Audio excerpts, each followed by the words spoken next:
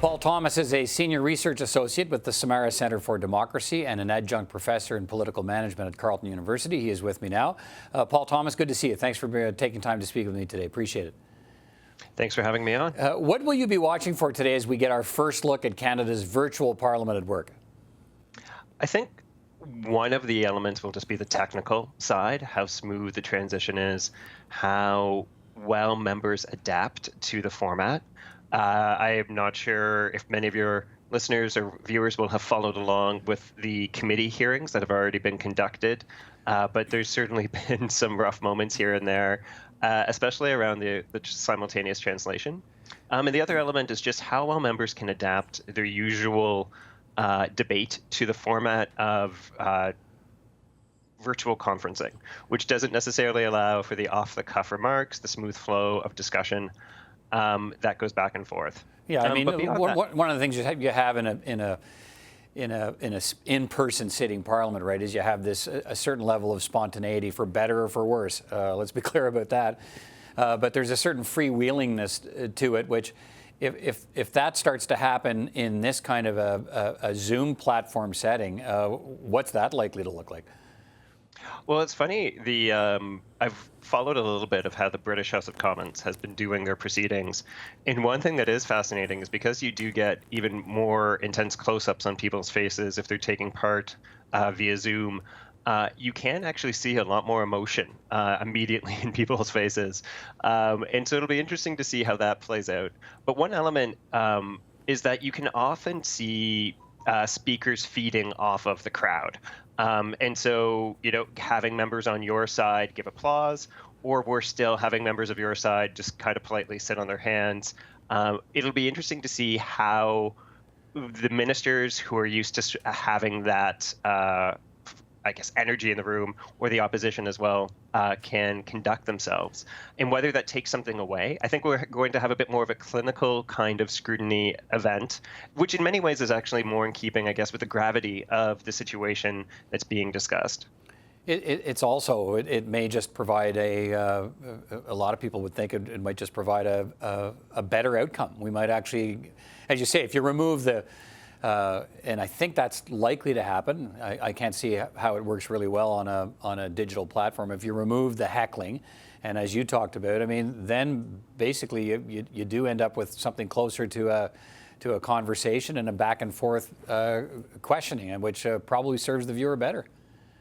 It's true. The one downside can be when you have ministers sticking to scripted answers. And so if it's just going to be the calm reciting of talking points, that won't necessarily be as much value added as if you get to that free-flowing discussion.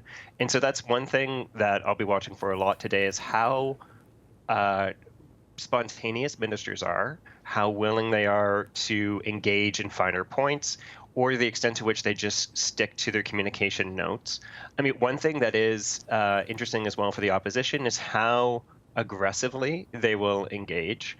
Again, at the British House of Commons, the Prime Minister's questions they've had last week, it was very much subdued, in part because Boris Johnson was still recovering.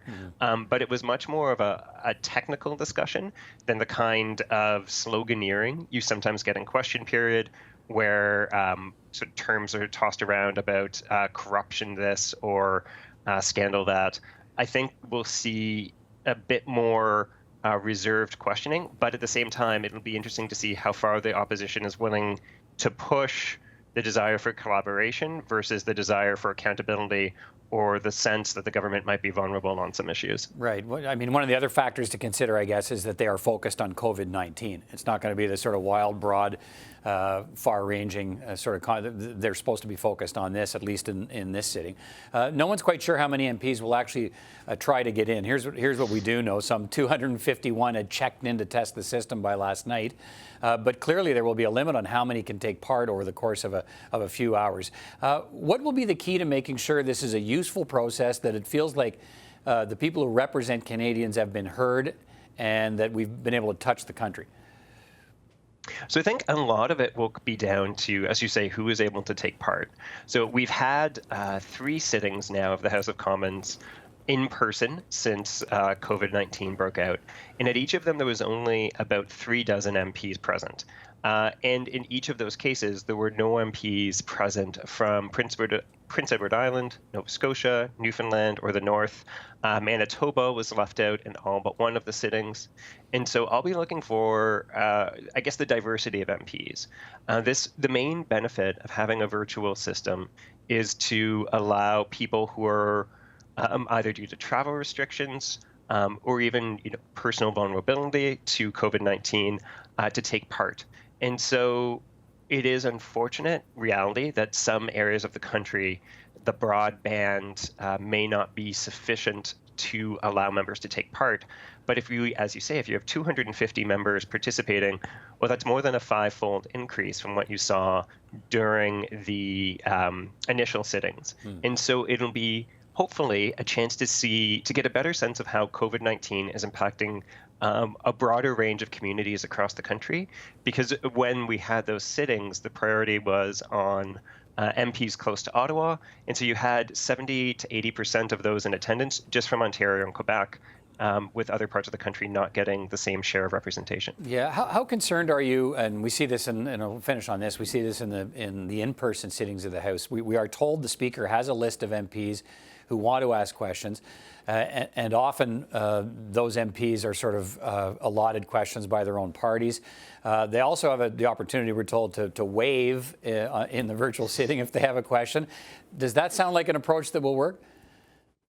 I hope so. I mean, the main concern that we're putting forward to the committee on the procedure in House Affairs, who's sort of developing the rules going forward, is to make sure that MPs have a way to get on the speakers list without having to go through their parties.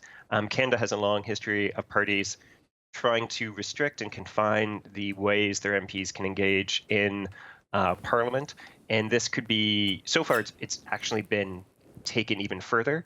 You've had parties telling their MPs not to come to Ottawa in order to keep the number small.